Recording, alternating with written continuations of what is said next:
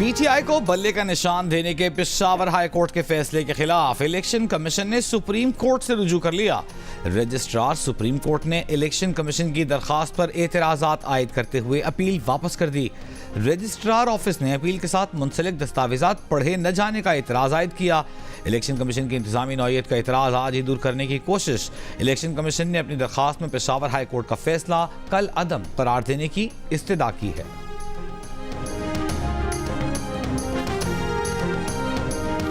پی T آئی intra party انتخابات اور بلے کا نشان سے متعلق توہین عدالت کیس۔ پشاور ہائی کورٹ نے الیکشن کمیشن کے خلاف پی ٹی آئی کی توہین عدالت درخواست کل سماعت کے لیے مقرر کر دی۔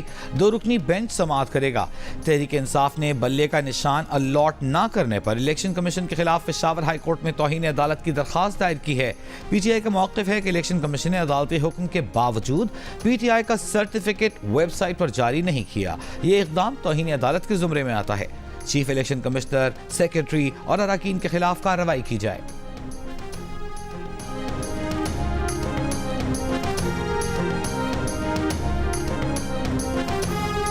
Chairman P T I barrister Gohar کا کہنا ہے کہ وہ آج رات 11 بجے سے پہلے امیدواروں کے لیے پارٹی ٹکٹس کا اعلان کر دیں گے۔ عدالتی حکم نامہ الیکشن کمیشن میں جمع کرا چکے۔ شفاف انتخابات کا انعقاد الیکشن کمیشن کی ذمہ داری ہے۔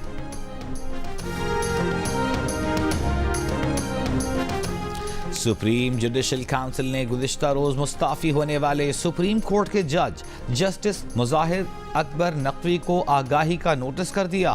چیف جسٹس قاضی فائز عیسیٰ نے کہا کہ کوئی جج سپریم کورٹ کی ساکھ تباہ کر کے استعفیٰ دے جائے تو کیا ہمیں خطرہ نہیں ہوگا؟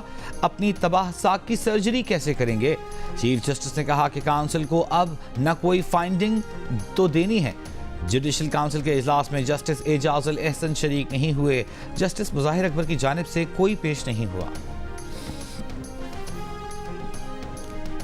اشرافیہ کی غریب دشمن سیاسی جماعتوں کو پنجاب اور ملک پر مسلط کیا گیا۔ تمام سیاسی جماعتوں کا مقابلہ کر کے دکھائیں گے۔ بلاول بھٹو زرداری کا فیصل آباد میں انتخابی جلسے سے خطاب۔ کہا کوئی جیل سے نکلنے اور کوئی جیل سے بچنے کے لیے الیکشن لڑ رہا ہے۔ یہ لوگ الیکشن لڑ کر ذاتی مسائل حل کرنا چاہتے ہیں۔ عوام سے وعدہ ہے کہ پیپلز پارٹی کو موقع ملا تو تنخواہ اور آمدنی دگنی کریں گے۔ 30 لاکھ گھر بنائیں گے۔ کچی آبادیاں ریگولرائز کریں گے۔ کسانوں کی مالی مدد اور انشورنس دلائیں گے۔ بلاول نے کہا پنجاب کے سیاستدان بیمار پڑنے پر لندن چلے جاتے ہیں۔ ان کی حکومت بنی تو یہی ہسپتال بنوا کر دیں گے تاکہ ان سیاستدانوں کو لندن نہ جانا پڑے۔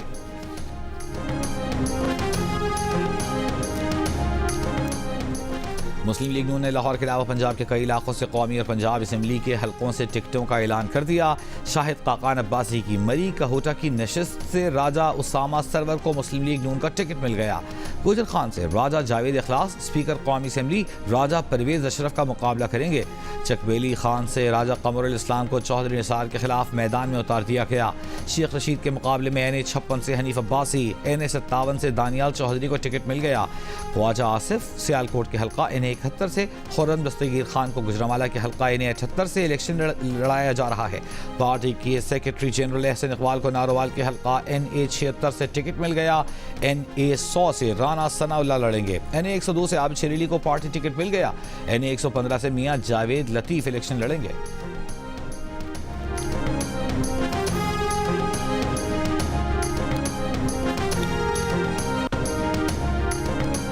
ٹکٹ نہ ملنے پر دانیال عزیز نون لیگ کے خلاف میدان میں آ گئے۔ NA75 ناروال سے نون لیگ کے خلاف الیکشن لڑنے کا اعلان۔ اہلیہ بھی آزاد حیثیت سے صوبائی حلقے سے الیکشن لڑیں گی۔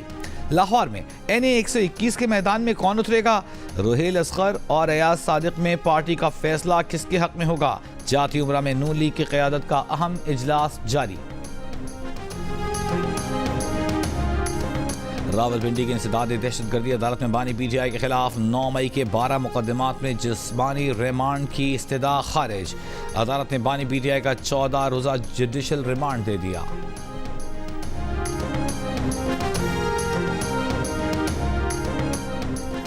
سوابی اڈا میں موٹر سائیکل سواروں کی گاڑی پر فائرنگ۔ پولیس کے مطابق فائرنگ سے پی ٹی آئی کے مقامی رہنما شاہ خالد جاں بحق، ملزمان فرار۔ پی ٹی آئی کے خلاف سائفر کیس کا ٹرائل اوپن کورٹ میں ہوگا. اٹارنی جنرل نے اسلام آباد ہائی کورٹ کو یقین دہانی کرا دی. اٹارنی جنرل نے کہا سائفر کیس کی 14 دسمبر کے بعد ان کیمرہ ہونے والی کارروائی بھی از سر نو ہوگی. اٹارنی جنرل کی یقین دہانی کے بعد اسلام آباد ہائی کورٹ نے سائفر کیس کی کارروائی روکنے کا حکم امتناع ختم کر دیا. آفیشل سیکرٹ ایکٹ کی خصوصی عدالت نے سائفر کیس کے ٹرائل کو ان کیمرہ ڈکلیئر کیا تھا, جسے بانی پی ٹی آئی کی جانب سے اسلام آباد ہائی کورٹ میں چیلنج کیا گیا تھا.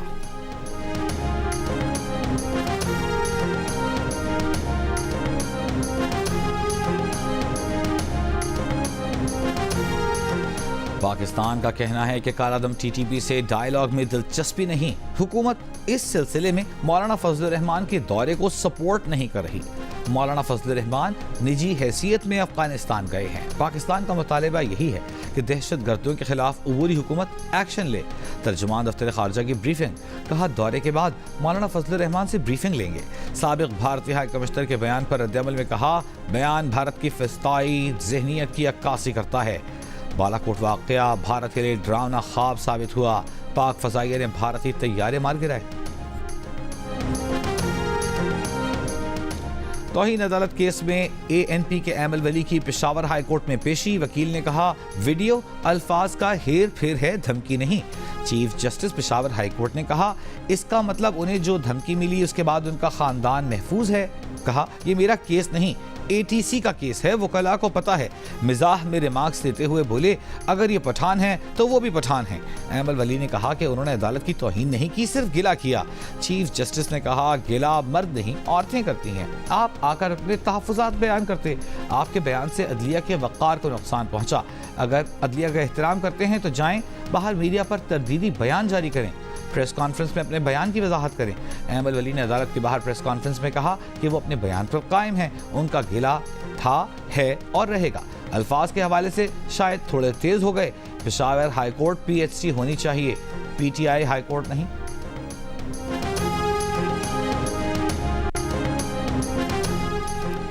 پشاور ہائی کورٹ کے باہر اے این پی کارکنوں نے ایمل ولی کے خلاف توہین عدالت کیس دائر کرنے والے درخواست گزار فضل محمد خان کو مارا, پیٹا, لاتیں ماری, تشدد کا نشانہ بنایا. پولیس نے مداخلت کر کے فضل محمد خان کو بچایا.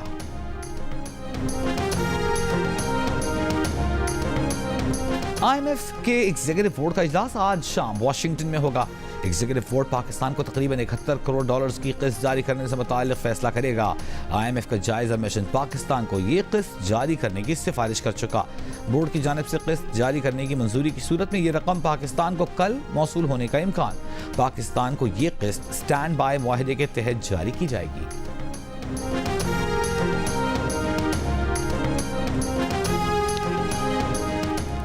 کوئٹہ کے جناح ٹاؤن میں گیس لیکیج کے باعث دھماکہ, ایک بچی جاں بحق خاتون سمیت 3 افراد زخمی. دھماکہ رہائشی پلازا کی بالائی منزل پر ہوا. اسرائیلی فوج کا غزہ میں امدادی ادارے کی ایمبولنس پر حملہ. دیر البلاح میں فرائض انجام دیتے ہوئے 4 ریسکیو اہلکار شہید. گھر پر حملے میں خاتون فلسطینی صحافی اور ان کی بیٹی شہید. ایک اور صحافی فواد ابو خماش بھی اسرائیل کا نشانہ بن گئے. 95 دنوں میں اسرائیل 114 صحافیوں کو قتل کر چکا. عالمی عدالت انصاف میں فلسطینیوں کی نسل کشی پر اسرائیل کے خلاف جنوبی افریقہ کی درخواست پر سماعت جاری. آئی سی جے پروسیکیوٹر آفس نے عوامی شکایات کے لیے ڈیجیٹل پلیٹ فارم کھول دیا. غزہ میں اسرائیلی جنگی جرائم کے ثبوت آن لائن جمع کرائے جا سکتے ہیں. دنیا بھر سے 800 سے زائد دانشوروں, بین الاقوامی ماہرین قانون کا درخواست کی حمایت کا اعلان. پاکستان, مالدیپ, نمیبیا بھی درخواست کی حمایت کرنے والوں میں شامل. سماعت سے قبل اسرائیلی وزیر اعظم کا لہجہ تبدیل. نیتن یاہو نے کہا کہ غزہ پر مستقل قبضے کا کوئی ارادہ نہیں. غزہ کو حماس سے پاک کرانا اور اسرائیلی شہریوں کی بازیابی مقصد ہے.